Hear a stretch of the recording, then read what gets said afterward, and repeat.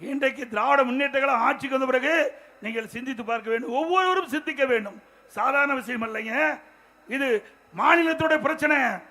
இன்னைக்கு 73 ஆண்டு காலம் தமிழகத்திலே பல்வேறு கட்சிகள் ஆட்சி புரிந்தன.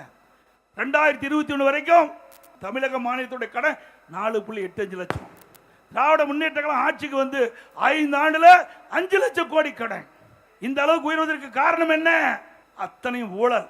இன்றைக்கு திராவிட முன்னேற்றங்கள் ஆட்சிக்கு வந்த பிறகு 5 லட்சம் கோடி கடன் வாங்கி இருக்கிறாங்க.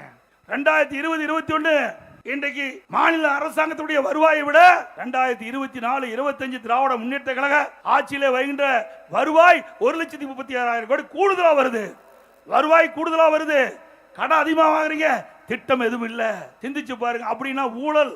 இந்த ஊழல்னால இவ்வளவு கடன் வாங்க வேண்டிய சூழ்நிலை ஏற்பட்டு விட்டது.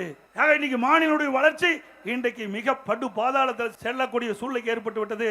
இன்றைக்கு இந்த ஆட்சி வந்த பிறகு இவ்வளவு கடன் வாங்கி இருக்கிறீங்க, இந்த கடனை எப்படி திருப்பி செலுத்த முடியும்? நீங்க மேல வரி போட்டு தாங்க கட்ட முடியும்.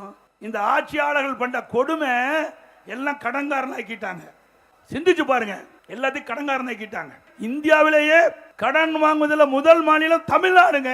பல மாநிலம் இருக்குது. மகாராஷ்டிரா பெரிய மாநிலம், உத்தரப்பிரதேசம் பெரிய மாநிலம், மத்திய பிரதேசம் பெரிய மாநிலம்.